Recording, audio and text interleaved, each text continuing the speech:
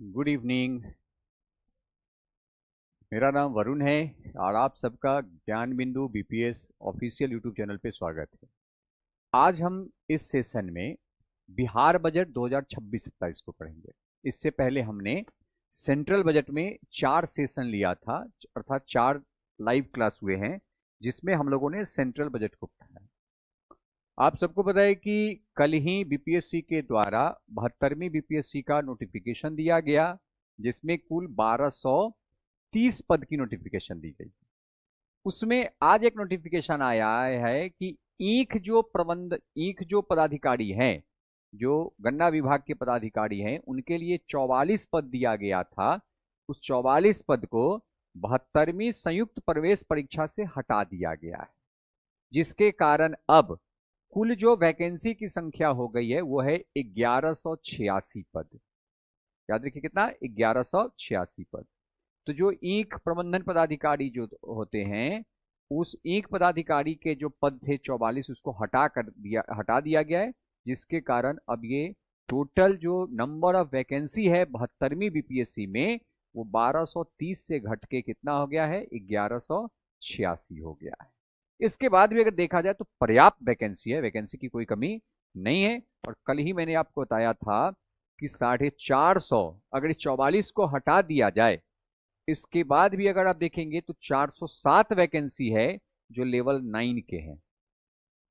इसके बाद 775-76 वैकेंसी जो है वो लेवल 7 के हैं, और 3 वैकेंसी लेवल 6 के हैं। तो वैकेंसी बहुत पर्याप्त मात्रा में आया हुआ है, बहुत ही अधिक वैकेंसी है। ऐसा नहीं कि कम वैकेंसी है, बहुत अच्छी खासी वैकेंसी है। बस आपको अपने तैयारी को और बेहतर करना है, क्योंकि 72वीं बीपीएससी की एग्जामिनेशन जुलाई महीने में बीपीएससी के द्वारा कंडक्ट करा लिया जाएगा। तो तैयारी पे मूल फोकस कीजिए, और आपके तैयारी पे जो महत्वपूर्ण विषय हैं, जिसमें आपका हिस्ट्री है, साइंस है, बिहार स्पेशल है, करेंट है, ये आपके सबसे अधिक प्रश्न वाले विषय हैं। इसके अलावा पॉलिटी है, इकोनॉमी है, जियोग्राफी है, और मैथ्स है, अर्थमेटिक मैथ्स हैं, जिनसे भी प्रश्न अच्छे खासे पूछे जाते हैं। तो प्रॉपर अब अपने प्रैक्टिस को एकदम कंटिन्यू रखिए, पीवाईक्यू मैक्सिमम लगाइए, टॉपिक वाइज प्रश्न को सॉल्व करने का प्रयास अभी से करना शुरू कर दीजिए, क्योंकि अभी भी आपके पास, हम लोग मिड मई में हैं अभी, अर्थात 15 दिन मई, जून और जुलाई, लगभग 2.5 महीने का आपके पास समय है। 2 महीने 20 दिन का समय है। तो आसानी से इस 2 महीने 20 दिन में हम पर्याप्त अपने रिवीजन को कर सकते हैं, अर्थात जो हमारा पढ़ा हुआ है उसका अच्छे तरीके से हम रिवीजन कर सकते हैं। और मैं आपके 72वीं बीपीएससी TRE4 जो एक्साइज है, इन सब एग्जामिनेशन को टारगेट लेकर के ये सेशन लेकर के आया हूं। और मेरा लक्ष्य है कि आपकी एग्जाम से पहले तक जितनी करंट की आपको जरूरत है, पूरे करंट को मैं यहाँ पर एकदम प्रॉपर तरीके से डिटेल में आपको पढ़ा दूं, ताकि जो बीपीएससी में या टीआरई में जो बहुत बड़ी मात्रा में करंट पूछी जाती है, बीपीएससी में लगभग 30 करंट पूछे जाते हैं, उसमें आपको किसी प्रकार की परेशानी न हो। ठीक है, तो जल्दी सब लोग लाइव आ जाइए, और थोड़ा सा आप लोग समय पे लाइव आ जाइए, क्योंकि मैं हमेशा समय पे होता हूं। और एक रिक्वेस्ट है हमेशा कि जब लाइव आते हैं तो पूरे सेशन को कवर कीजिए, पूरे सेशन को कवर कीजिए, क्योंकि आप देखते हैं कि मैं पढ़ाने के दौरान बहुत ही कम अनर्गल बातें करता हूं, क्योंकि मेरा उद्देश्य रहता है कि मैं अगर 20 स्लाइड पढ़ाऊं तो 20 स्लाइड को इतना रिवीजन करवा दूं कि आप अगर एक बार उसे बाद में चल करके रिवीजन कर लें पीडीएफ से, तो आपका ये कवर हो जाएगा। पीडीएफ जो है, जो अभी तक जितने भी क्लास हुए हैं उन सबका पीडीएफ ज्ञान बिंदु बीपीएससी ऑफिशियल टेलीग्राम ग्रुप पर अपलोड कर दिया गया है। तो आप वहां से इन सभी पीडीएफ को ले सकते हैं, और आज का जो क्लास है उस क्लास को क्लास खत्म होने के बाद अपलोड कर दिया जाएगा। तो हम पीडीएफ भी अपलोड करें, क्योंकि बहुत सारे बच्चों का है कि सर हमारे शहर में करंट अफेयर का बुक नहीं मिल रहा है, आप हमें पीडीएफ दीजिए। इसीलिए आज हम लोगों ने सारे पीडीएफ को आज अपलोड कर दिया है। ठीक है, और आज की क्लास की जो पीडीएफ है, ये आज इवनिंग में अर्थात रात्रि काल में क्लास के बाद या फिर कल उसे अपलोड कर दिया जाएगा। चलिए, अब हम बात करते हैं बिहार बजट 2026-27 की। कुछ महत्वपूर्ण इसके ऐतिहासिक पहलू को देख लेते हैं। तो बिहार बजट जो इस बार 26-27 का जो बिहार बजट है, इस बजट को हमारे जो वित्त मंत्री हैं, हमारे जो बिहार राज्य के वित्त मंत्री हैं, जिनका नाम है विजेंद्र प्रसाद यादव, इनके द्वारा ये बजट 3 फरवरी 2026 को पेश किया गया है। 3 फरवरी 2026 को पेश किया गया है, क्योंकि केंद्रीय बजट के बाद ही राज्य अपनी बजट को पेश करती है। और आप सब लोगों ने पढ़ा है कि अनुच्छेद आर्टिकल 202 के तहत राज्य सरकार भी अपनी वार्षिक वित्तीय विवरण बनाती है। क्या बनाती है? तो ये भी अपनी वार्षिक वित्तीय विवरण तैयार करती है, और इसी वार्षिक वित्तीय विवरण को हम क्या कहते हैं? हम बजट कहते हैं। तो बिहार का जो बजट है, इसे हमारे वित्त मंत्री विजेंद्र प्रसाद यादव के द्वारा 3 फरवरी 2026 को बिहार विधानसभा में पेश किया गया है। अगला है कि बिहार के इतिहास में 2026-27 में सबसे बड़ा बजट पेश किया गया है। सबसे बड़ा बजट कितने का पेश किया गया है? तो इस बार का जो बजट है, वो बजट की कुल राशि है 3,57,752.61 करोड़ का इस बार का बजट ये पेश किया गया है, जो अभी तक का सबसे बड़ा बजट है। क्योंकि पिछले वर्ष जो बजट था हमारा, वो हमारा बजट था 3,17,094.63 करोड़ का बजट था। और इस बार जो हमारा कुल बजट है बिहार का, वो कितना है? 3,47,752.61 करोड़ का बजट है, जो अभी तक के सबसे बड़ी बजट है। तो याद रखिएगा कि 2026-27 के बिहार का बजट कितना है? 3,47,752.61 करोड़। और 2025-26 का बजट है, वो 2025-26 की बजट कितनी थी? 3,17,094.63 करोड़ का बजट था पिछले वित्तीय वर्ष में। उससे पूर्व अगर हम बात करते हैं, 2024-25 में जो बिहार का बजट था, वो कुल कितना था? 2,84,822.23 करोड़ बजट 2024-25 का था। तो ये अभी तक का सबसे बड़ी बजट है। कितना इस बार का बजट? तो इस बार के बजट की कुल राशि है 3,47,752.61 करोड़, जो कि 2025-26 का बजट कितना था? 3,17,094.63 करोड़। और 2024-25 का बजट कितना था? 2,84,822.23 करोड़। तो इसको थोड़ा याद रखिएगा कि इस बार सबसे बड़ा बजट आया है कितने का? 3,47,752.6 करोड़ का बजट है, जो कि पिछले अर्थात 2025-26 में ये बजट की कुल राशि कितनी थी? तो 3,17,094.63 करोड़ थी। और वही 2024-25 में बजट का कुल अमाउंट कितना था? 2,84,822.23 करोड़ की राशि थी। इसलिए यहां पर कहा गया है कि ये बिहार के इतिहास में सबसे बड़ा बजट है, 3,47,000 करोड़ का।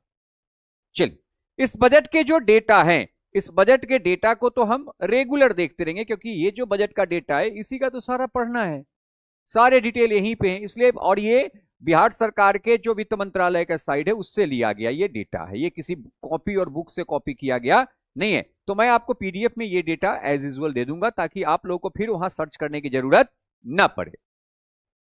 इस बार जो सरकार की याद रखिएगा कि कुल राजस्व खाता, इस बार जो सरकार का अगर पूरे व्यय की बात करें, पूरी प्राप्ति की बात करें, तो इस बार सरकार की जो पूंजीगत प्राप्ति है वो कितना है?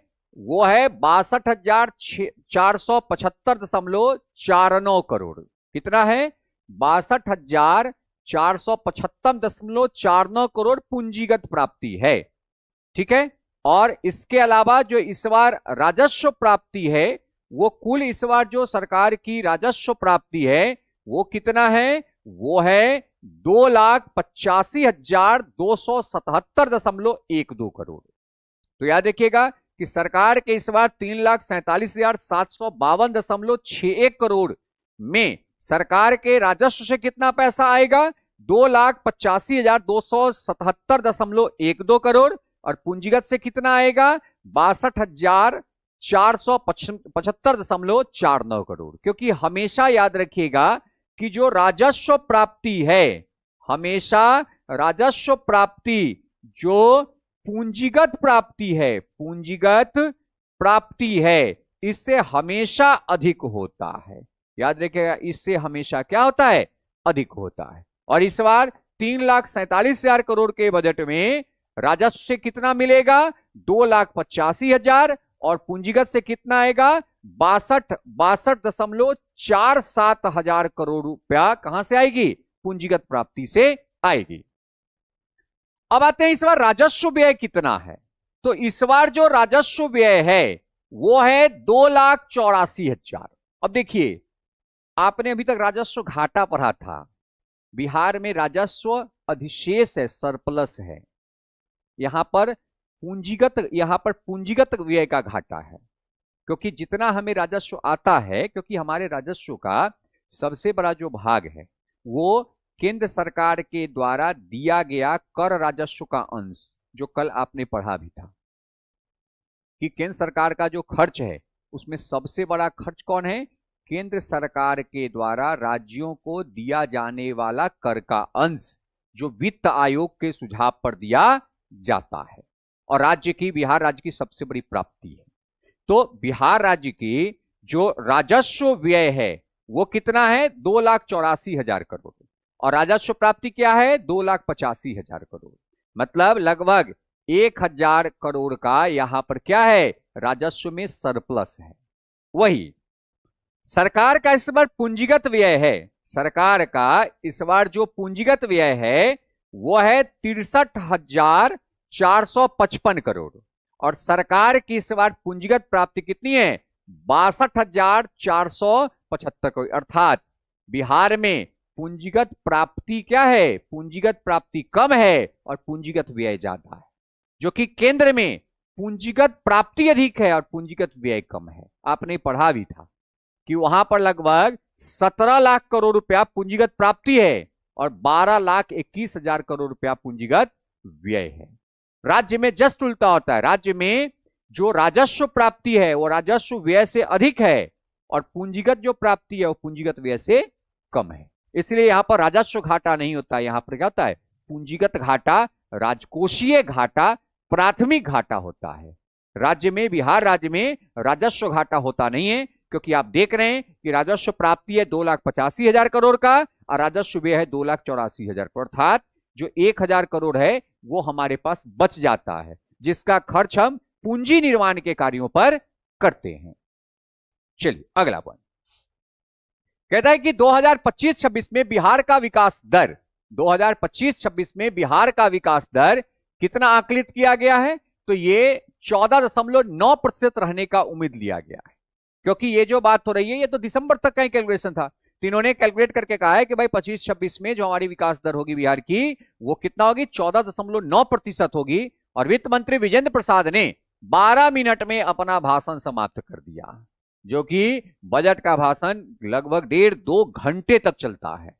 और याद रखिएगा कि जो विजेंद्र प्रसाद यादव है उन्होंने अपने जो 3 फरवरी को उन्होंने बजट पेश किया था उसमें बजट भाषण मात्र कितने देर में खत्म कर दिया है, 12 मिनट में ही बजट भाषण को खत्म कर दिया। तो यह बड़ा महत्वपूर्ण सा एक पॉइंट है कि इस बार जो बिहार राज्य के वित्त मंत्री हैं, जिनका क्या नाम है, विजेंद्र प्रसाद यादव, वो जब 3 फरवरी को, कब, तो 3 फरवरी 2026 को बजट पेश किए हैं और बजट भाषण को मात्र कितने देर में समाप्त कर दिया है, 12 मिनट में बजट भाषण को समाप्त करके वो सदन में बैठ गए। चलिए अब आते हैं वित्तीय वर्ष 2026-27 का आय और व्यय का। तो अभी जस्ट मैंने आपको बताया है कि इस बार जो कुल प्राप्ति है, इस बार जो कुल प्राप्ति है वो कुल प्राप्ति इस बार कितना है, तो कुल प्राप्ति है 3,47,752.61 करोड़ का, 3,47,752.6 करोड़ की कुल प्राप्ति है, जिसमें राजस्व प्राप्ति कितना है 2,85,277.11 करोड़ का, जो कि मैंने इस रिपोर्ट में ही बताया है कि 2,85,277.12, यहां पे 1,2 है तो इसी डेटा को हम सही मानेंगे, 1,2 करोड़ का इस बार की क्या है राजस्व प्राप्ति है। अब बात आती है कि राजस्व प्राप्ति में कौन आते हैं। तो मैंने आपको बताया था, मैंने आपको ऑलरेडी पहले बताया था कि राजस्व प्राप्ति के अंतर्गत दो आते हैं, एक होता है कर और दूसरा होता है गैर कर। गैर कर जिसमें फी रहती है, दंड की राशि होती है, शुल्क की प्राप्ति होती है, ब्याज की प्राप्ति होती है, ये सब के सब क्या होते हैं गैर कर होते हैं। और कर में मुख्यतः प्रत्यक्ष कर और अप्रत्यक्ष कर को शामिल किया जाता है। चलिए, तो अब कहता है कि राजस्व प्राप्ति जो 2,85,277.12 करोड़ है, इसमें केंद्र सरकार से प्राप्ति कितनी होगी 2,10,074.12 करोड़। तो याद देखिएगा, अब आप देखिए कि 3,47,000 का बजट बना, इस 3,47,000 के बजट में केंद्र सरकार कितना दे रहा है 2,10,000। 3,47,000 का बजट बना, जिसमें 2,10,000 कौन दे रहा है, वो दे रहा है केंद्र सरकार, अर्थात मात्र 1,30,000, कितना 1,30,000 करोड़ का बस राज्य अपनी राजस्व से पूंजीगत प्राप्ति से व्यवस्था करेगा।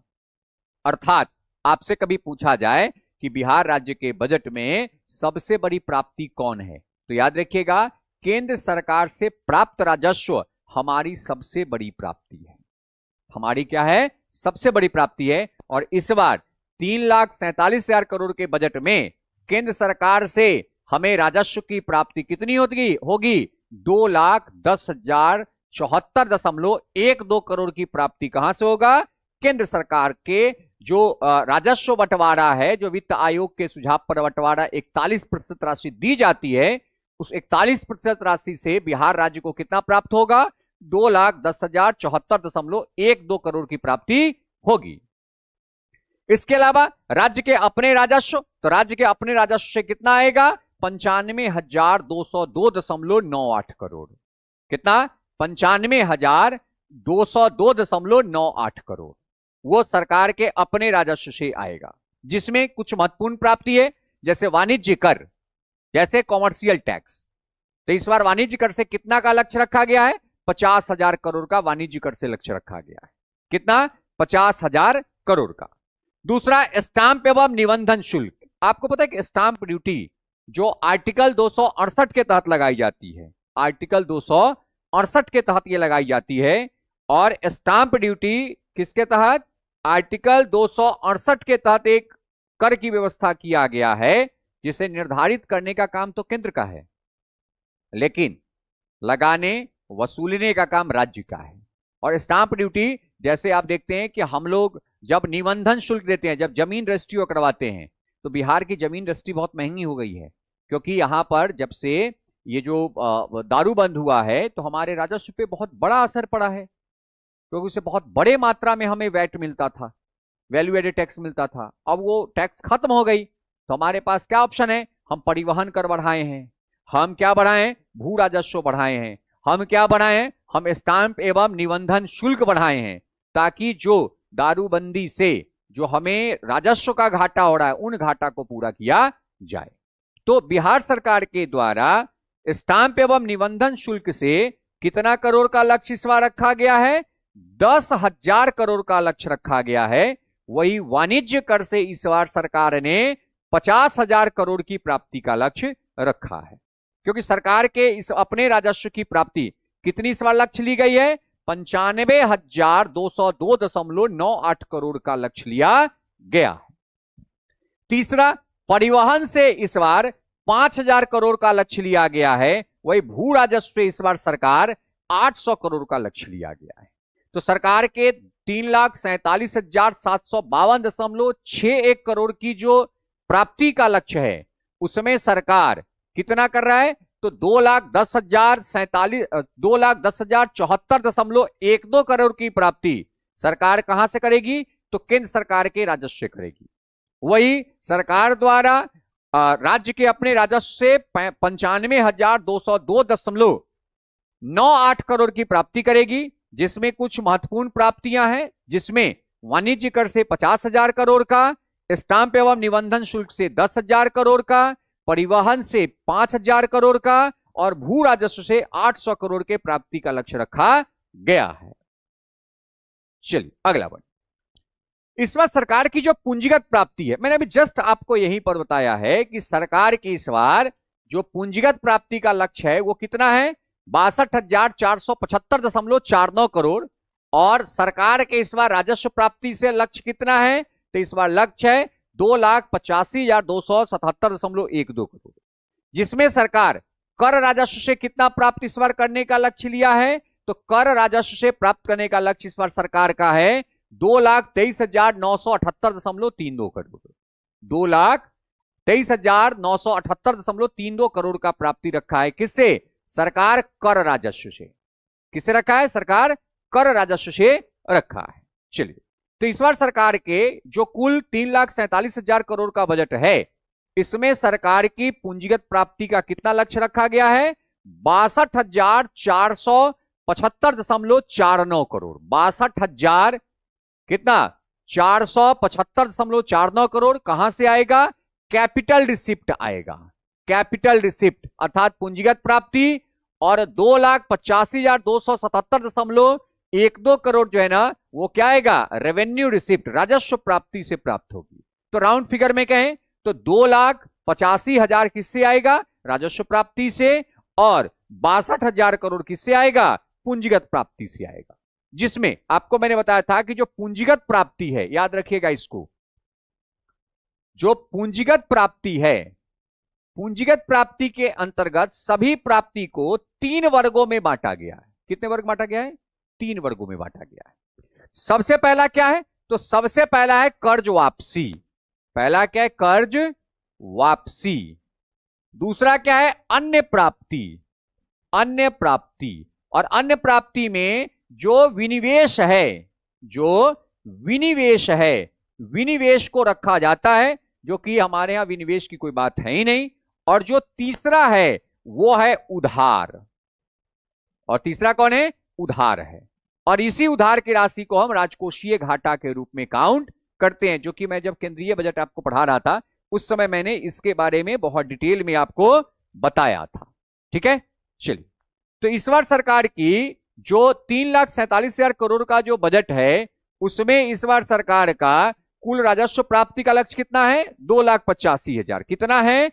तो राजस्व प्राप्ति का लक्ष्य लिया गया है 2,85,000 करोड़। 2,85,000 करोड़ का लक्ष्य किसमें है? राजस्व प्राप्ति से। और इस बार पूंजीगत प्राप्ति से कितने का लक्ष्य है? तो कैपिटल रिसिप्ट से इस बार लक्ष्य है 62,475.49 करोड़, जिसमें 61,939.48 करोड़ उधार है। कितना है? 61,939.48 करोड़। याद रखिएगा, 61,939.48 करोड़ जो है ये उधारी से पैसा आएगा। और मात्र 536.01 करोड़ की प्राप्ति कर्ज वापसी से होगी। अर्थात जो सरकार कर्ज देती है वो सरकार उसका मूलधन को रिटर्न लेती है, और मूलधन जो रिटर्न लेगी वो पूंजीगत प्राप्ति में आता है। और सरकार जो कर्ज भी लेगी किसी से वो भी पूंजीगत प्राप्ति में आता है। तो इस बार 62,475.49 करोड़ की जो पूंजीगत प्राप्ति का लक्ष्य लिया गया है, इसमें उधार से कितना सरकार प्राप्त करेगा? 61,939.48 करोड़ की प्राप्ति किसे करेगी? ये करेगी उधार से। अर्थात सरकार इसमें कर्ज की लेगी, कर्ज राशि को शामिल करेगी। और सरकार जो कभी कर्ज दिया था वो वापस लिया है, और उस वापस की राशि को भी किसमें शामिल किया जाता है? तो वापस की राशि को भी पूंजीगत प्राप्ति में शामिल किया जाता है। और इस बार सरकार के द्वारा इस बजट में 536.01 करोड़ कर्ज वापसी लिया जाएगा। चलिए, तो यहां पे आपको समझ में आ गया कि इस बार सरकार की कुल व्यय कितना है, 3,47,500। इस बार सरकार कुल व्यय कितना है, तो कुल आप यहां पे व्यय देखिएगा 3,47,752.61 करोड़ है, जिसमें 3,85,277.12 करोड़ राजस्व प्राप्ति से और 62,475.49 करोड़ किससे मिलेगी, पूंजीगत प्राप्ति से इस बार सरकार को प्राप्त होगा। अगला देखते हैं। अब इस बार जो सरकार का व्यय है, इस बार जो सरकार का क्या है, व्यय है, तो व्यय भी कितना है, तो व्यय भी 3,47,000 कितना इस बार टोटल व्यय है, तो यहां पे लिखा हुआ 3,47,752.6 करोड़। याद रखिएगा यहां पे थोड़ा सा कहीं पे मुझे लगता है 3,47,552.6 करोड़, थोड़ा सा कुछ मिस्टेक है, ठीक है, यहां पे थोड़ा सा मिस्टेक है, उस मिस्टेक को थोड़ा सा हम सुधारते हैं। तो इस बार जो कुल है, यहां पर जो कुल व्यय है, कुल व्यय इस बार कितना है, तो 3,47,500 3,47,752 3,47,752.6 करोड़ का है, ठीक है, कुल व्यय है इस बार का, जिसमें इस बार सरकार के द्वारा स्कीम व्यय, जो सरकार की योजना है, उस पर व्यय कितना होगा, 1,22,000 करोड़। और जो स्थापना एवं प्रतिबद्ध व्यय मतलब जिस व्यय को करने के लिए बाधित है, जिस व्यय को करने के लिए बाधित है, और वो प्रतिबद्ध व्यय इस बार कितना है, 2,25,434.34 करोड़। अर्थात याद रखिएगा कि सरकार की जो कुल व्यय है, सरकार की जो कुल व्यय है, इसमें जो प्रतिबद्ध व्यय है, प्रतिबद्ध व्यय ये अधिक है और स्कीम व्यय क्या है, कम है। तो आप देखिए कि इस बार 3,47,000 करोड़ में आप यहां पे देख रहे हैं कि 1,22,000 करोड़ स्कीम व्यय है, योजनाओं पर व्यय है, और 2,25,000 करोड़ क्या है, प्रतिबद्ध व्यय। प्रतिबद्ध व्यय उस व्यय को कहते हैं जिसे टाला नहीं जा सकता है, जैसे वेतन। और इस बार सरकार ने 96,000 करोड़ का खर्च किस पर करेगा, वेतन पे, 35,000 करोड़ का खर्च पेंशन पे, और 25,000 करोड़ का खर्च ब्याज भुगतान पे, और लोक ऋण अदायगी, सरकार जो ऋण वापस कर रहा है वो इस बार 22,000 करोड़ का है। अर्थात ये सब के सब को हम क्या कहते हैं, प्रतिबद्ध व्यय कहते हैं, जिस व्यय को टालना संभव नहीं है। तो याद रखिएगा कि 3,47,000 करोड़ का जो कुल व्यय है, उसमें स्कीम व्यय कितना है, 1,22,000। स्कीम व्यय कितना है, 1,22,000। और प्रतिबद्ध व्यय, स्थापना एवं प्रतिबद्ध व्यय कितना है, 2,25,000 करोड़ का।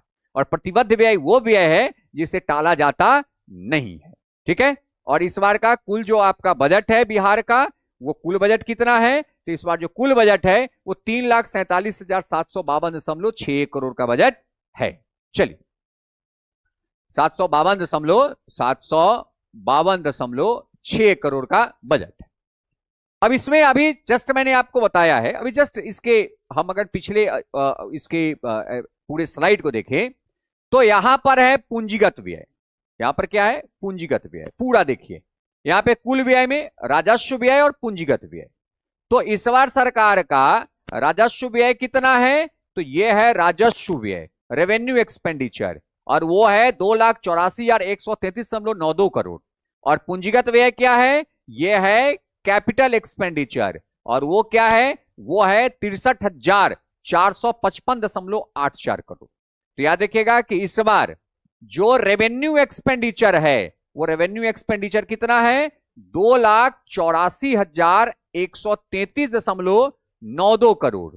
और इस बार जो कैपिटल एक्सपेंडिचर है वो कितना है, तो कैपिटल एक्सपेंडिचर है 63,455.84 करोड़। तो मैंने पहले ही बताया है कि रेवेन्यू एक्सपेंडिचर अधिक होती है, कैपिटल एक्सपेंडिचर कम होता है। मैंने कल बताया था क्लास में कि रेवेन्यू एक्सपेंडिचर वो एक्सपेंडिचर है जो सामाजिक कल्याण को बढ़ावा देता है, और कैपिटल एक्सपेंडिचर वो एक्सपेंडिचर है जो हमारे पूंजी निर्माण और आर्थिक गति को प्रदान करता है, ठीक है। और बजट में दोनों काम किया जाता है, सामाजिक कल्याण के साथ साथ आर्थिक कल्याण की बात भी किया जाता है, अर्थात इसमें सामाजिक आर्थिक विकास का बात किया जाता है।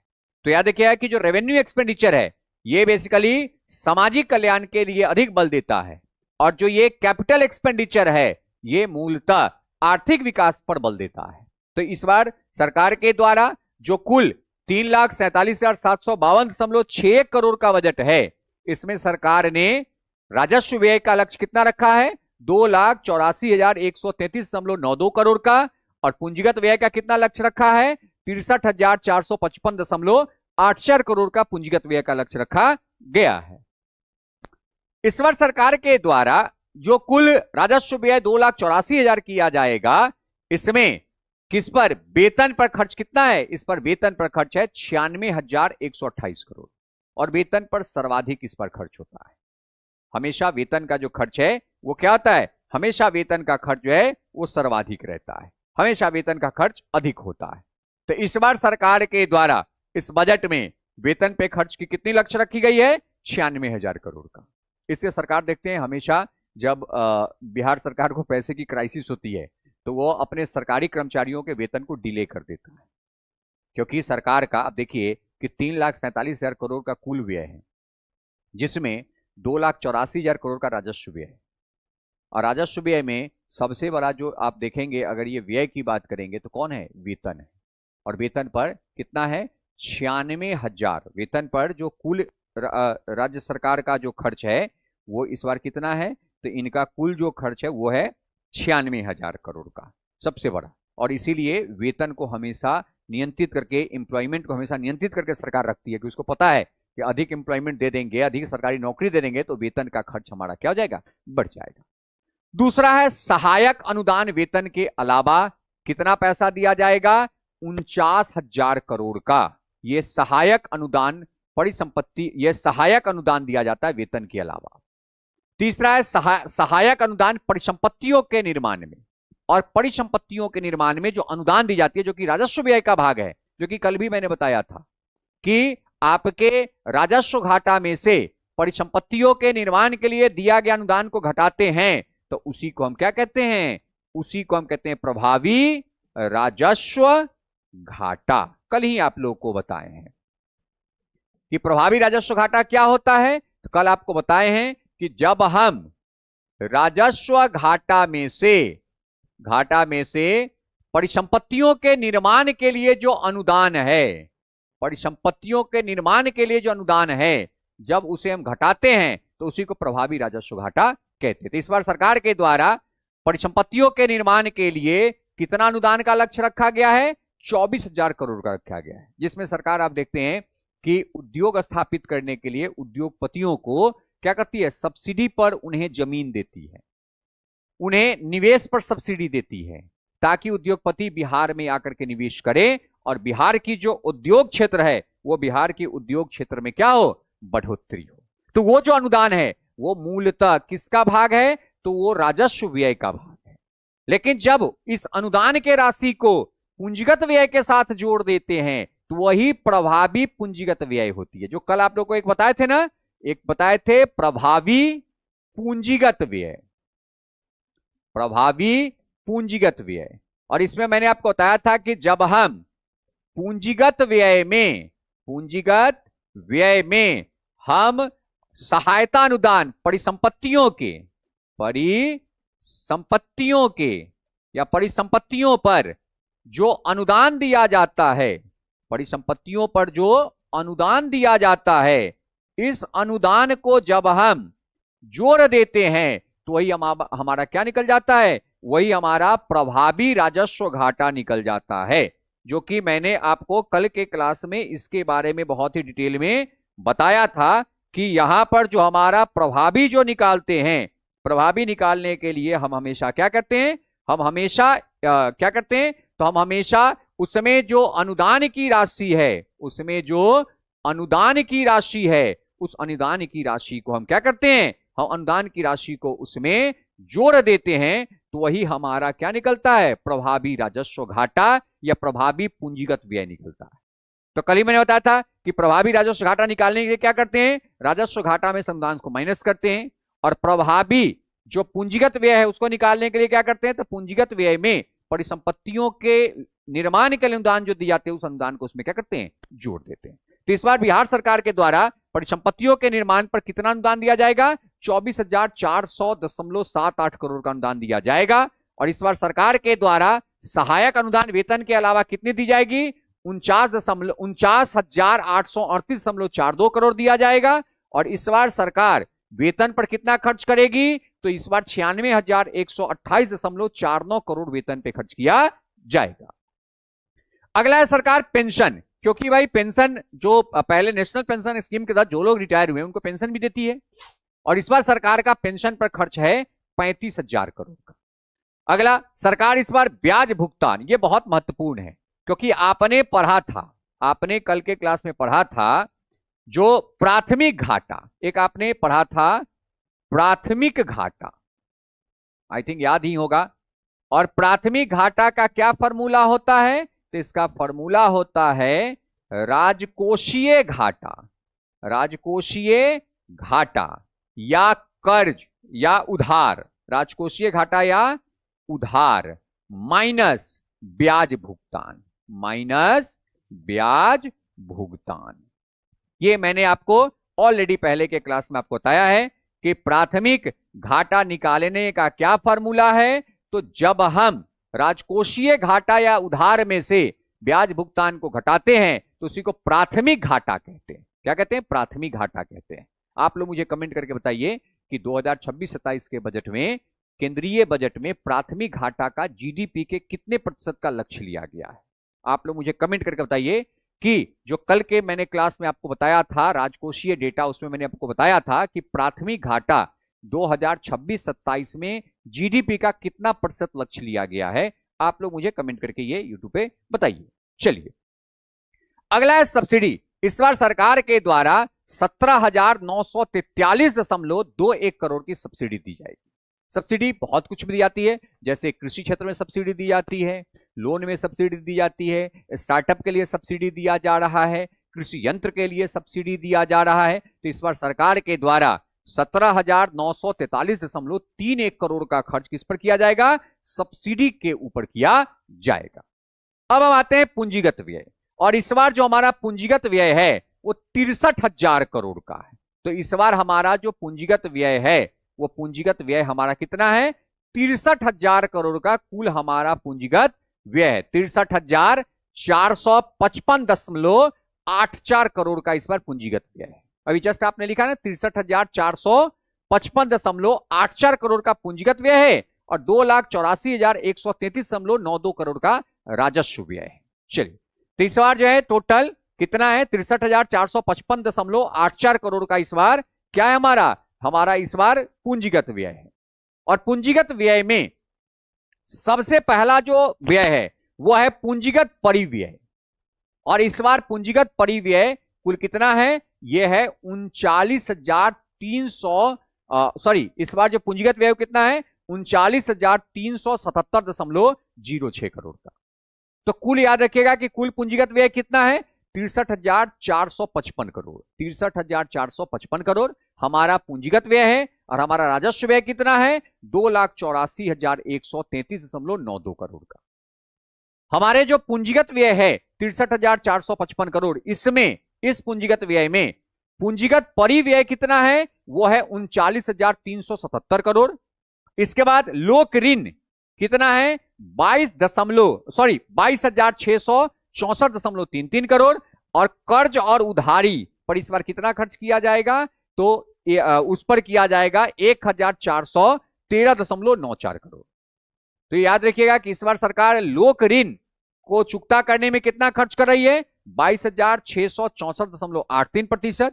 पूंजीगत परिव्यय में अर्थात पूंजीगत निर्माण में कितना खर्च कर रही है? 39,377 करोड़। और कर्ज और उधारी पर इस बार खर्च कितना कर रही है? तो इस बार 1,413.94 करोड़ सरकार द्वारा कर्ज दिया जाएगा।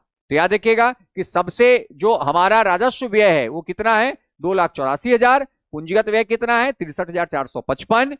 जो हमारा राजस्व व्यय है उसमें सबसे बड़ा व्यय कौन है? वेतन 96,000 करोड़। और हमारा पूंजीगत व्यय में सबसे बड़ा व्यय कौन है? पूंजीगत परिव्यय, जो कितना है? 39,377.06 करोड़ का। चलिए अगला, अब यहां पे आता है कि आप यहां पे कुछ चीजों को थोड़ा सा हम क्लियर करते हैं। सबसे पहला क्लियर क्या करते हैं कि इस बार हमारा जो है, आप देखेंगे कि राजस्व में हम बचत में, हम क्या है, हम राजस्व में हमें बचत होता है। बचत कब होती है, जब आपका व्यय, जब आपका प्राप्ति, सीधे लिख, जब आपकी प्राप्ति आपके व्यय से अधिक होती है तो बचत होती है, तब क्या होती है, बचत होती है। लेकिन जब आपकी प्राप्ति व्यय से कम होता है तो इसी को कहते हैं घाटा। और आप देखेंगे कि राजस्व में इस बार जो 3,47,000 करोड़ का बजट है उसमें राजस्व से प्राप्ति कितना हो रहा है, मैंने उसी समय बताया था 2,85,277.12 करोड़, 2,85,277.12 करोड़ की प्राप्ति किससे हो रही है। तो यहां पे आप फिर से स्लाइड में एक बार देख लीजिए कि इस बार सरकार के द्वारा कुल जो राजस्व की प्राप्ति है वो कितना है, तो कुल राजस्व प्राप्ति है 2,85,277.12 करोड़ का, ठीक है। और इस बार जो राजस्व व्यय है वो देखिए कितना है, 2,84,133.92 करोड़ का। अर्थात ये साफ साफ यहां पे दिखाई दे रहा है कि हमारा जो राजस्व की स्थिति है वो राजस्व की स्थिति क्या है, हमारी प्राप्ति अधिक है और हमारा व्यय कम है, अर्थात हम राजस्व बचत में है। जो कि आप पढ़े होंगे, कल ही पढ़े हैं कि हमारा इस बार जीडीपी का 1.5% राजस्व घाटा का लक्ष्य केंद्रीय बजट में लिया गया। आप कल ही पढ़े हैं ना कि सेंट्रल बजट में इस बार आपने पढ़ा है कि राजस्व घाटा का कितना का लक्ष्य है, तो राजस्व घाटा का लक्ष्य है 1.5%, किसका, जीडीपी का। जो कि हमारा जो केंद्रीय बजट है उसमें राजस्व प्राप्ति हमारी क्या है, कम है, और राजस्व व्यय ज्यादा है। लेकिन हमारे बिहार राज्य के बजट में हमारी राजस्व प्राप्ति अधिक है और राजस्व व्यय कम है, इसके कारण हम राजस्व बचत में है। और हमारी राजस्व प्राप्ति कितनी है, 2,85,277.12 करोड़, और राजस्व व्यय कितना है, 2,84,133.92 करोड़। अर्थात हमें 1,143 करोड़ का बचत होता है, जो हमारे राज्य के GDP, GSDP, gross state domestic product, याद रखिएगा इसको फुल फॉर्म होता है gross state, D for domestic, P for product, अर्थात सकल राज्य घरेलू उत्पाद। और इस बार हमारा जो राजस्व बचत है हमारे सकल राज्य घरेलू उत्पाद का कितना है, 0.09% ऑफ जीएसडीपी है। अर्थात हमारे राज्य का जो जीडीपी होगा उसका 0.09% इस बार हमारा क्या है, राजस्व बचत है, ठीक है। तो याद रखिएगा कि हमारा राजस्व जो है वो बचत में रहता है, हमारा घाटा में नहीं रहता। जो कि इस बार जो हमारा राजकोषीय घाटा है, जो कि इस बार हमारा जो राजकोषीय घाटा है वो राजकोषीय घाटा कितना है, वो राजकोषीय घाटा है 39,111.81 करोड़। याद रखिएगा कि हमारा इस बार राजकोषीय घाटा ये कितना है, 39,111.8 करोड़, जो हमारे जीएसडीपी का कितना है, 2.99% है, किसका, जीएसडीपी का। तो याद रखिएगा कि हमारा राजकोषीय घाटा इस बार कितना है, बिहार के जीएसडीपी का 2.99% है। वही हमारा जो राजस्व अधिशेष है वो कितना है, तो अभी जस्ट आपने लिखा है वो कितना है, 0.09% ऑफ जीएसडीपी है। जो अभी जस्ट आपने पढ़ा है ये कितना है, 0.09% ऑफ जीएसडीपी है। और हमारी जो इस बार की राजकोषीय घाटा है वो कुल अमाउंट कितना है, 39,111.8 करोड़, जो हमारे जीएसडीपी का कितना प्रतिशत है, 2.99% है। जीएसडीपी क्या होता है, तो बिहार राज्य में एक वित्तीय वर्ष के दौरान, याद रखिएगा मैं एक बार थोड़ा सा जीएसडीपी आपको बता दूं, सकल राज्य घरेलू उत्पाद, इसको हम लोग कहते हैं सकल राज्य घरेलू उत्पाद, और इसको शॉर्ट में क्या कहते हैं, जीएसडीपी कहते हैं। जीएसडीपी का अर्थ है कि बिहार में एक वित्तीय वर्ष के दौरान, एक वित्तीय वर्ष में जितने भी अंतिम वस्तु और सेवा का उत्पादन हुआ है, इसका जो मूल्य होगा, इसी मूल्य को हम क्या कहते हैं, जीएसडीपी कहते हैं।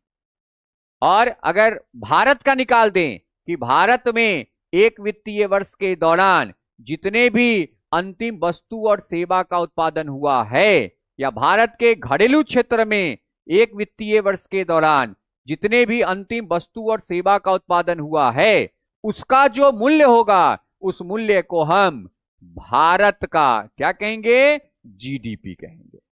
और वही अगर राज्य में निकालते हैं तो उसी को जीएसडीपी कहते हैं, ग्रॉस स्टेट डोमेस्टिक प्रोडक्ट, और इसको कहते हैं सीधे ग्रॉस डोमेस्टिक प्रोडक्ट, क्योंकि ये राष्ट्र का है और ये एक राज्य का है।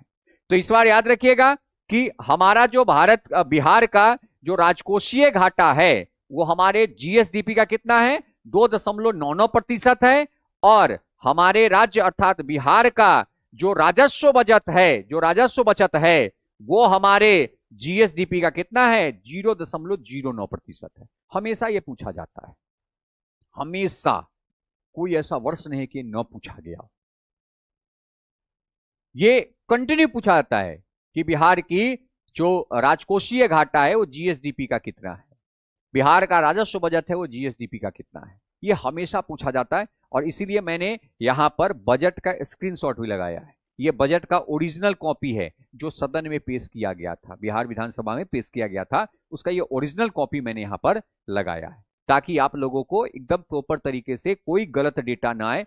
क्योंकि होता क्या है ना कि बहुत सारे पे डेटा में गलतियां भी होती है, लेकिन ये जो डॉक्यूमेंट्स है, यही डॉक्यूमेंट्स अंतिम प्रमाण होता है। इसीलिए हम हमेशा बजट वगैरह के केस में हम हमेशा जो सरकार की रिपोर्ट है, इस रिपोर्ट को हम हमेशा हाईलाइट करते हैं, ताकि आपको किसी प्रकार की कोई गलती का सामना या बाद में चलकर कोई डिस्प्यूट का सामना एग्जामिनेशन में न करना पड़े। क्योंकि जब चैलेंज करिएगा तब क्या दीजिएगा चैलेंज में, कहिए भाई बिहार सरकार के वित्त मंत्रालय के साइड से हमने ये रिपोर्ट निकाला, देखिए इसको, तो हम क्यों ना उसी रिपोर्ट से पढ़ें, ताकि अगर क्वेश्चन में कुछ गलतियां भी आए तो हमारा जो चैलेंज करने के बाद हमारी उत्तर क्या हो जाए, सही हो जाए।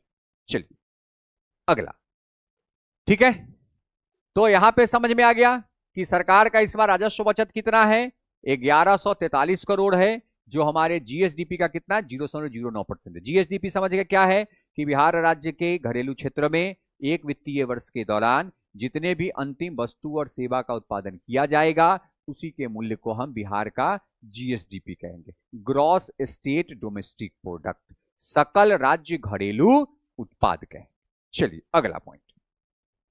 अब हम आते हैं इस बार के सरकार के खर्च और साथ ही साथ उसके कुल व्यय में क्या प्रतिशत है, क्योंकि ये पूछा जाता है सरकार के खर्च और कुल व्यय में उसका कितना प्रतिशत है।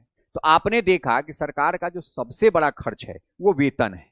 आपने यहां पर देखा है कि सरकार का जो सबसे बड़ा खर्च है, वो सबसे बड़ा खर्च क्या है, वेतन है। कितना का है, तो ये 96,128.49 करोड़ का। देखिए कंबाइंड पूछे तो वेतन, देखिए भाई वेतन के भी तो बहुत सारे विभाग है ना, हर विभाग का अलग अलग वेतन है ना, तो हमें तो विभाग वाइज भी देखना है।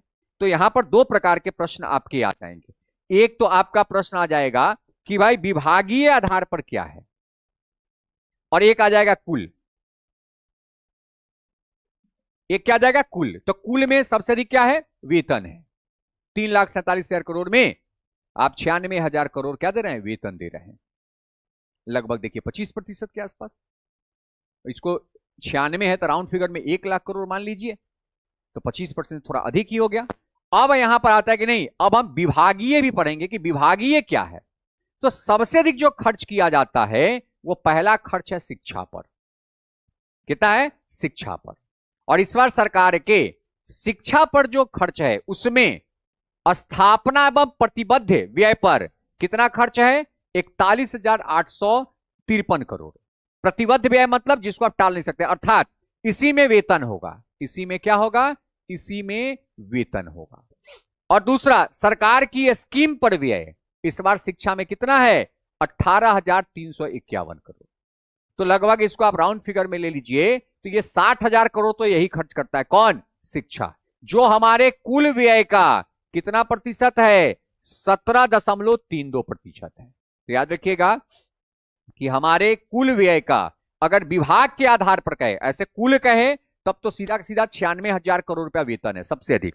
लेकिन विभागीय आधार पर पूछे कि सबसे बड़ा व्यय कहां है, तो शिक्षा पर व्यय है। इसलिए सरकार देख रहे हैं शिक्षा विभाग में वैकेंसी नहीं निकाल रही है।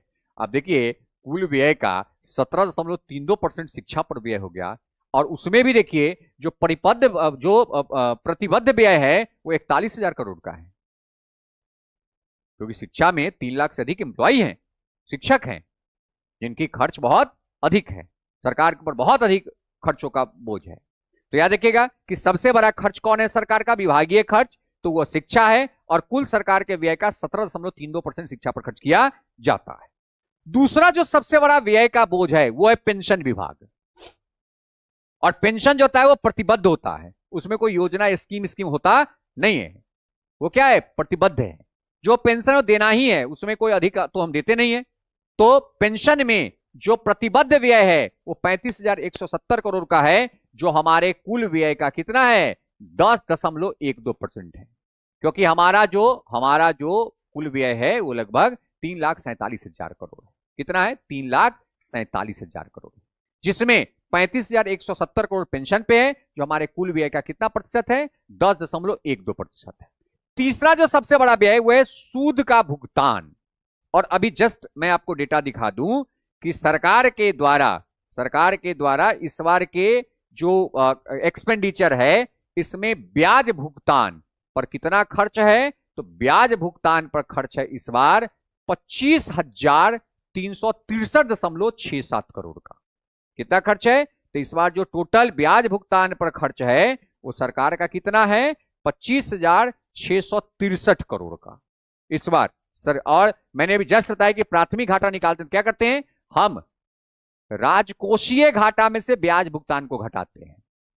तो 39,000 करोड़ राजकोषीय घाटा है बिहार का, उसमें से ब्याज भुगतान को आप घटा दीजिए, कितना? 25,000 का। तो जो बचा उसी को प्राथमिक घाटा कहते हैं। ठीक है, तो याद रखिएगा कि इस बार सूद भुगतान पर कितना खर्च है? 25,363 करोड़ का खर्च है, जो हमारे कुल व्यय का कितना है? हमारे कुल व्यय का 7.3% है। तो बिहार सरकार की जो टॉप 3 विभागीय व्यय है उसमें पहला कौन है? शिक्षा, जिस पर इस पर कितना खर्च है? 17.32%। दूसरा कौन है? पेंशन, जिस पर इस पर कितना खर्च है? तो कुल व्यय का 10.12%। और तीसरा सबसे बड़ा व्यय कौन है? तो वो है सूद भुगतान, और इस बार सूद भुगतान पर कितना खर्च है? 7.32% का खर्च है। इसके बाद आता है ग्रामीण विकास। चौथा कौन है? चौथा है ग्रामीण विकास।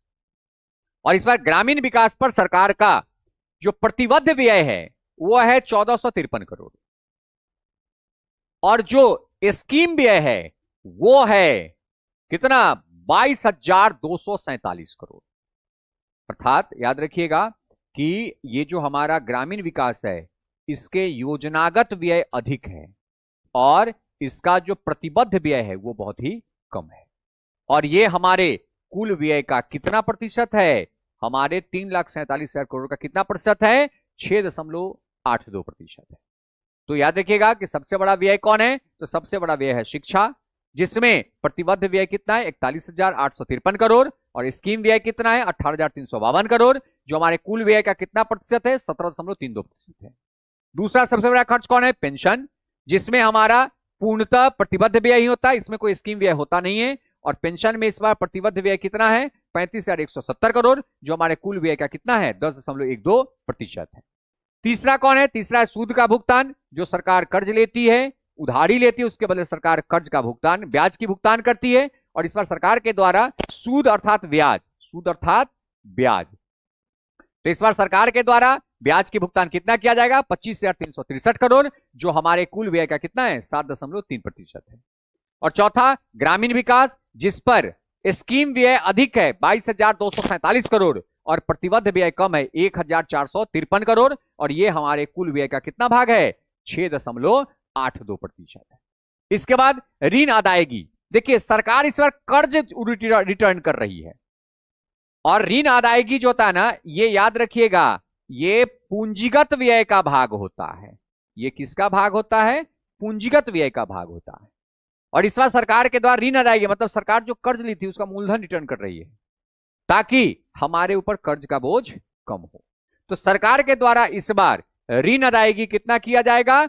22,664 करोड़ किया जाएगा, जो हमारे कुल व्यय का क्या है? 6.52%। और ये अच्छी बात है। ये क्या है? अच्छी बात है कि हमारा जो कर्ज का बोझ है वो राष्ट्रीय स्तर से कम है। आपने कल ही पढ़ा है कि भारत के ऊपर, भारत के जीडीपी का लगभग 56% खर्च है, जिसको 2030-31 तक कितना करना है? 50% प्लस माइनस 1%। कल ही बताए थे ना, 49 से लेकर 51 तक का लक्ष्य रखा गया है। लेकिन बिहार की स्थिति ठीक है, बिहार हम 30% के इर्द गिर्द में रहते हैं। और इस बार सरकार के द्वारा ऋण अदायगी कितना किया गया है? 22,664 करोड़, जो हमारे कुल व्यय का कितना प्रतिशत है? 6.52% है। फिर आता है स्वास्थ्य, जो कि स्वास्थ्य ऊपर होना चाहिए। स्वास्थ्य में यहां थोड़ी सी स्थिति अच्छी नहीं है, स्वास्थ्य हमेशा ऊपर होना चाहिए। और स्वास्थ्य जो है ना, वो कुल व्यय का 8 से 10% कम से कम होना चाहिए, क्योंकि बिहार की स्वास्थ्य स्थिति बहुत खराब है। 14 करोड़ जनसंख्या है, और हमारे यहां एक भी आधुनिक रूप से परिपूर्ण, सारी तकनीकों से परिपूर्ण एक भी संगठन नहीं है, स्वास्थ्य संगठन नहीं है, सार्वजनिक एक भी स्वास्थ्य संगठन नहीं है। एक पटना एम्स है, वो भी बस एम्स है, लेकिन दिल्ली की तरह नहीं है। आज भी कुछ अगर सीवियर होती है तो हम दिल्ली एम्स जाते हैं, नहीं तो हम निजी संगठनों में, निजी हॉस्पिटलों में हम इलाज के लिए जाते हैं। और इस बार सरकार के द्वारा जो स्वास्थ्य पर खर्च है उसमें प्रतिबद्ध व्यय है 11,237 करोड़ और योजनागत व्यय है 10,032 करोड़। यह साफ साफ दिखाता है कि प्रतिबद्ध व्यय अधिक है, योजनागत व्यय कम है। और ऐसा अगर होगा तो आप स्वास्थ्य के स्थिति को बेहतर बना नहीं सकते हैं। स्वास्थ्य की स्थिति को बेहतर बनाने के लिए आपकी प्रतिबद्ध व्यय से अधिक आपकी स्कीम व्यय होनी चाहिए थी, तब ना हम नया नया व्यवस्था लाते, तब तो हम स्वास्थ्य व्यवस्था को अच्छा करते। और स्वास्थ्य विभाग पर जो कुल खर्च है वो हमारे कुल व्यय का कितना प्रतिशत है? 6.12% है, जो कि ये बहुत ही कम है बिहार जैसे अति पिछड़े राज्यों के लिए। बिहार जैसे अत्यधिक घनत्व वाले राज्यों के 1106 व्यक्ति प्रति वर्ग किलोमीटर में रहता है। शिवहर एक ऐसा जिला है जहां पर प्रति वर्ग किलोमीटर में 1880 लोग रहते हैं। और बिहार की जो घनत्व है यह राष्ट्रीय घनत्व के 3 गुना से भी अधिक है, लगभग 3 गुना कह सकते हैं आप उसको, 3 गुना से अधिक है, वो 3 गुना से अधिक है। तो ऐसे जगह पे जहां पे क्षेत्रफल कम है, जनसंख्या अधिक है, बिहार भारत का तीसरा सबसे अधिक जनसंख्या वाला राज्य है। उत्तर प्रदेश, महाराष्ट्र के बाद बिहार है, फिर बंगाल आता है 2011 के जनगणना के अनुसार से। अब जो 26 की जनगणना हो रही है, इसमें क्या रिजल्ट आएगा वो बाद में देखा जाएगा। तो स्वास्थ्य पर इस बार जो खर्च है वो कुल व्यय का कितना है? 6.12% है। गृह विभाग पे, अर्थात हमारा जो होम, जो हमारा गृह विभाग है, उस पर इस बार जो खर्च है वो प्रतिबद्ध व्यय कितना है? 18,430 करोड़ और जो स्कीम है वो है 1,702 करोड़, जो हमारे कुल व्यय का कितना प्रतिशत है? 5.79% है। और ऊर्जा अर्थात बिजली ईंधन पर खर्च जो हमारा प्रतिबद्ध व्यय है वह है 16,537 करोड़ और हमारा योजनागत व्यय है 2,200 करोड़ और ये हमारे कुल व्यय का कितना है? 5.39%। ये भी बहुत कम है। देखिए, ऊर्जा जो था ना, ईंधन, उसको अर्थव्यवस्था की रीढ़ की हड्डी कही जाती है, बैकबोन ऑफ इकोनॉमी कहा जाता है। क्योंकि आपके पास अगर ईंधन नहीं है तो आप उत्पादन कार्य को बढ़ चढ़ के बढ़ा नहीं सकते हैं, उत्पादन कार्य को आप बढ़ाने में सफल नहीं हो सकते हैं। इसलिए ऊर्जा पर सर्वाधिक खर्च होनी चाहिए। और बिहार की स्थिति यह है कि हम ऊर्जा का जितना उत्पादन करते हैं उससे अधिक हमारी खपत, हम ऊर्जा का आयात करते हैं बिहार में। प्लस सरकार सब्सिडी देती है। और इस बार आपने देखा है कि सरकार के द्वारा चुनाव के समय यह कह दिया कि 125 यूनिट प्रति मीटर बिजली घरेलू उपयोग के लिए फ्री दिया जाएगा, अर्थात सब्सिडी दिया जाएगा। 125 यूनिट पर सरकार सब्सिडी देगी, 100% सब्सिडी, जिसके कारण सरकार की जो व्यय है वो बढ़ गई है। और इस बार ऊर्जा पर जो प्रतिबद्ध व्यय है वो कितना है, 16,537 करोड़। और सरकार का जो स्कीम मद में व्यय है वो कितना है, 2,200 अर्थात 2,200 करोड़ का व्यय है, जो हमारे कुल व्यय का कितना प्रतिशत है, 5.39% है। तो याद रखिए कि यह व्यय बहुत कम है, इससे अधिक व्यय होना चाहिए था। किस किस पे, तो स्वास्थ्य पे और ऊर्जा पे हमारे यहां व्यय की अधिक आवश्यकता है। तो फिर से एक बार इसको देख लीजिए, सरकार की अगर कंबाइंड बोला जाए संयुक्त रूप से कि सबसे बड़ा व्यय कौन है, तो वो है वेतन, 96,000 करोड़ का, 3,47,000 करोड़ में 96,000 करोड़ का वेतन।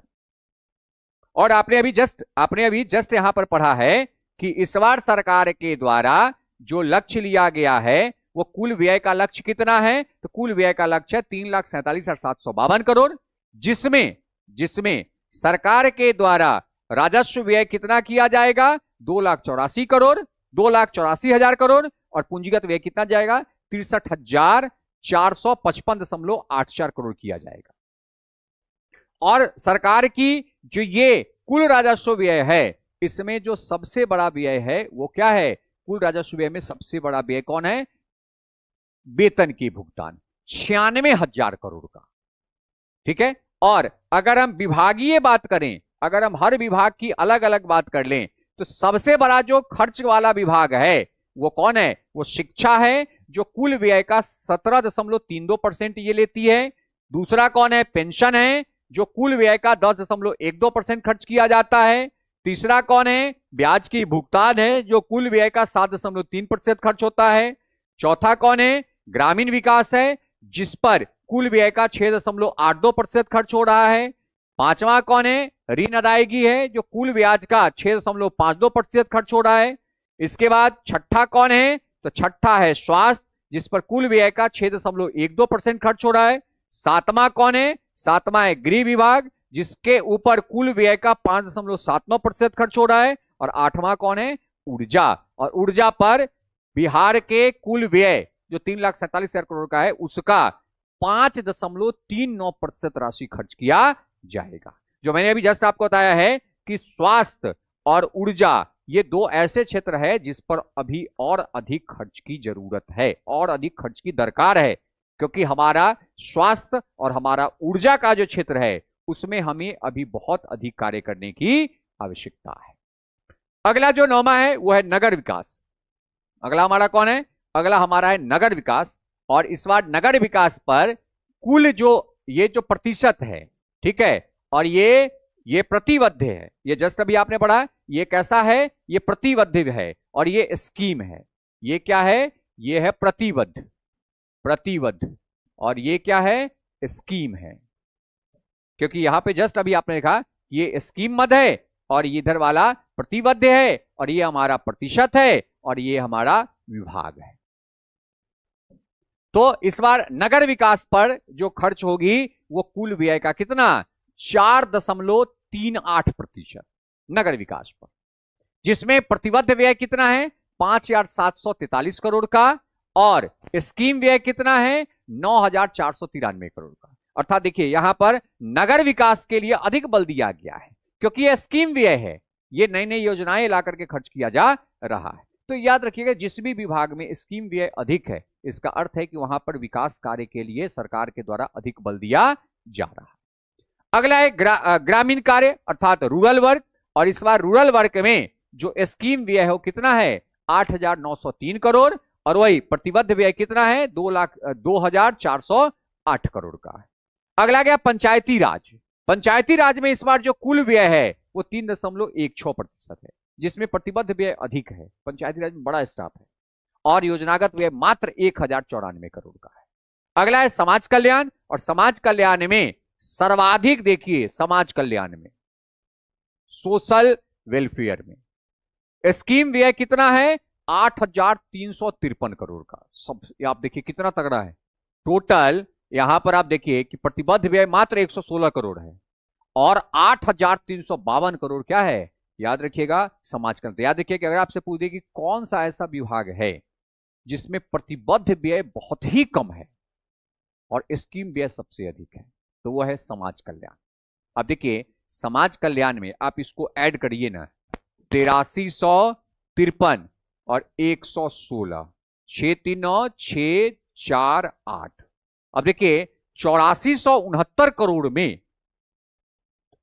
8353 करोड़ सिर्फ किस पे खर्च है, तो ये स्कीम पे खर्च है, और मात्र 116 करोड़ रुपया खर्च किस पे है, प्रतिबद्ध व्यय पे।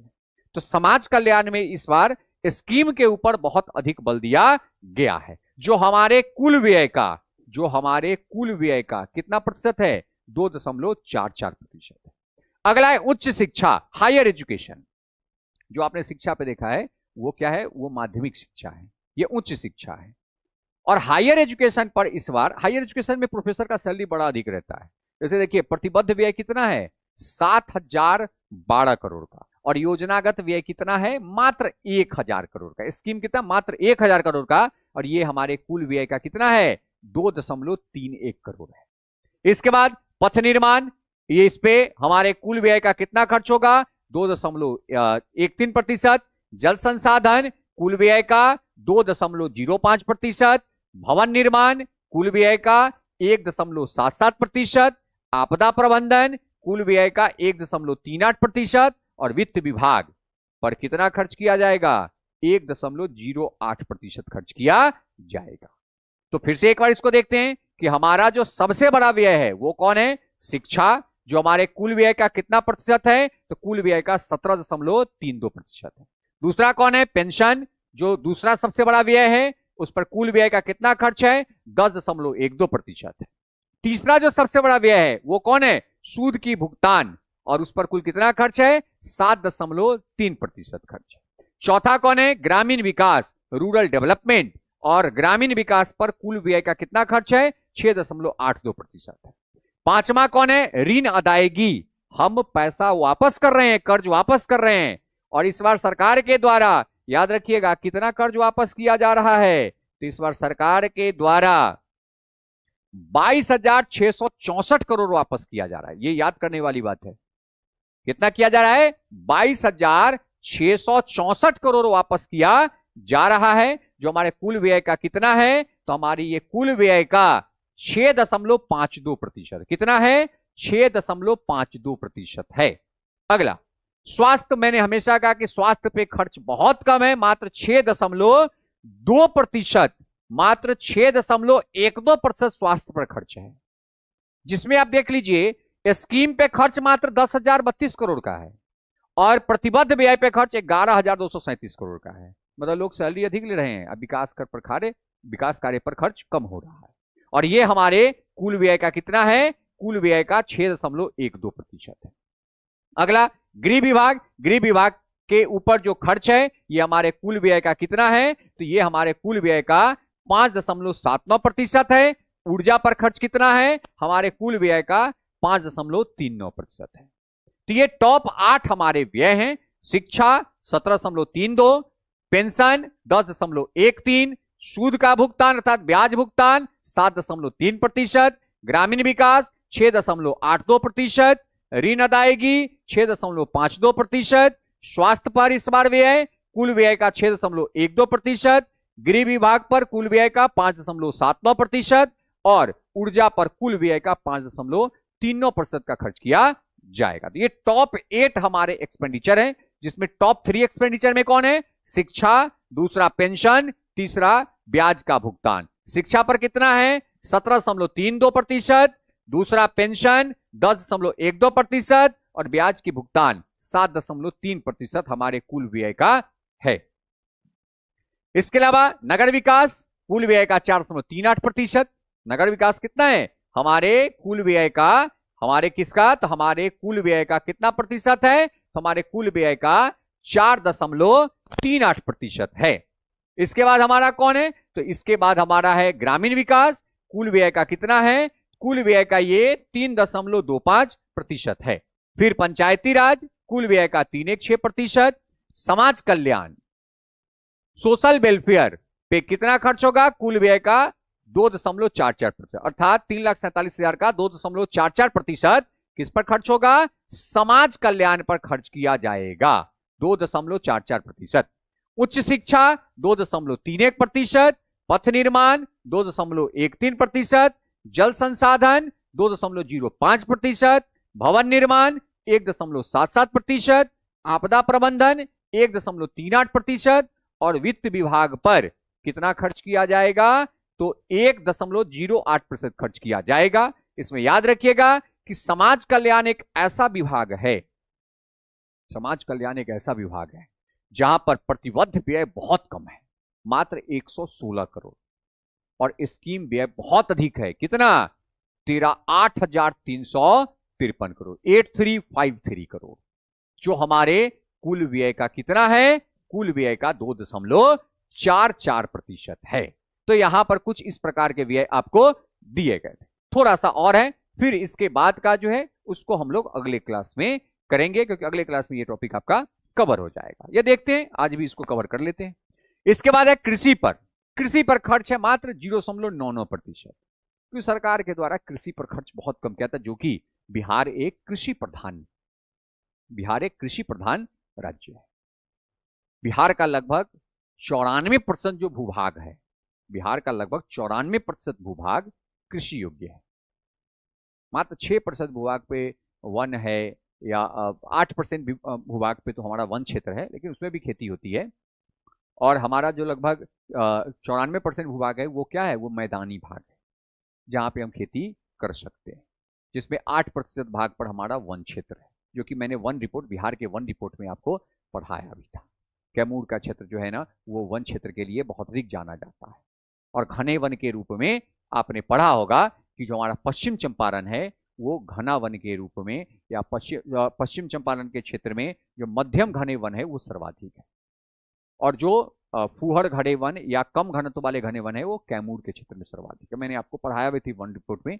जो लोग वन रिपोर्ट नहीं देखे हैं वो लोग जाकर के हमारे प्ले लिस्ट में, जो करंट अफेयर का प्ले लिस्ट है, उसमें जाकर के वन रिपोर्ट, मैंने 2 वन रिपोर्ट का वीडियो, उसमें 2 लाइव क्लास लिया था, एक में भारत का वन रिपोर्ट था, एक में बिहार का वन रिपोर्ट था। और याद रखिएगा, वन रिपोर्ट से प्रत्येक एग्जामिनेशन में एक प्रश्न जरूर पूछे जाते हैं, तो वन रिपोर्ट पढ़ना मत भूलिएगा।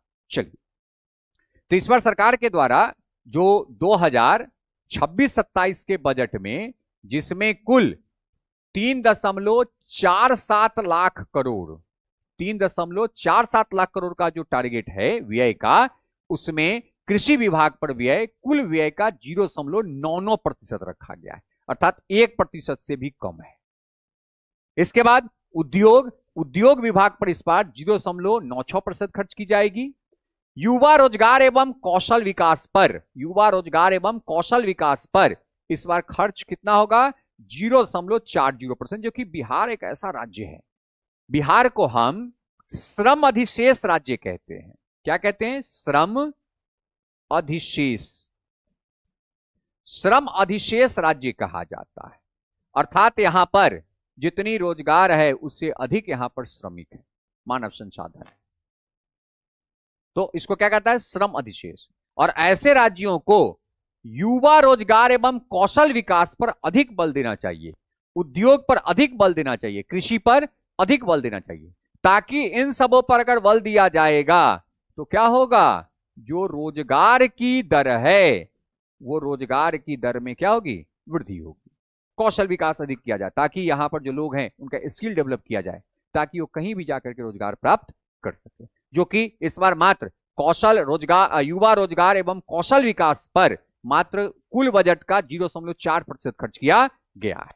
इसके बाद सहकारिता विभाग, कोऑपरेटिव पर खर्च कितना है, कुल व्यय का 0.35%, वही पर्यटन पर 0.19%, जो कि बिहार को टूरिज्म स्पॉट के रूप में डेवलप करने की बहुत अधिक अपॉर्चुनिटी है, क्योंकि बिहार एक ऐसा राज्य है जो 2 धर्म के भाई उत्पत्ति हुई है, जैन धर्म और बौद्ध धर्म का उत्पत्ति हुआ है, पूरा मगध साम्राज्य का उत्पत्ति हुआ है यहीं पे, हमारे सबसे प्रथम जो विश्वविद्यालय है वो यहीं पे अवस्थित है, अर्थात हमारे यहाँ टूरिज्म स्पॉट बहुत अधिक है।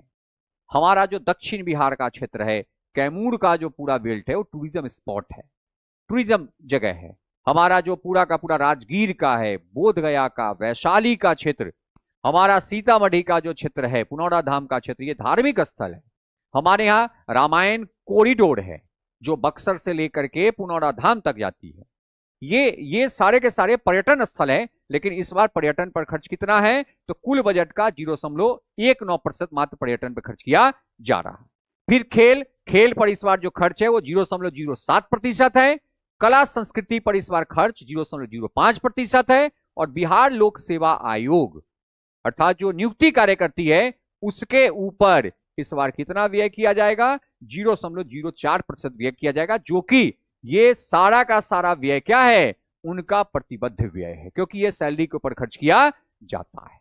तो ये कुछ निम्न व्यय वाले क्षेत्र हैं। और इससे पहले जो आपने पढ़ा ये सब क्या है? ये सब के सब उच्च व्यय वाले क्षेत्र हैं। तो याद रखिए कि टॉप जो 8 हमारे विभागीय उच्च व्यय वाला क्षेत्र उसमें कौन है? शिक्षा कितना है? 17.32%, पेंशन 10.12%, सूद ब्याज के भुगतान 7.3%, ग्रामीण विकास 6.82%, ऋण अदायगी 6.52%, स्वास्थ्य पर 6.12%, गृह विभाग पर 5.79% और ऊर्जा पर कुल हमारे व्यय का 5.39% का खर्च किया जाएगा। ये वित्तीय वर्ष 2026-27 में जो 3,47,000 करोड़ की बजट है उसमें लक्ष्य लिया गया है।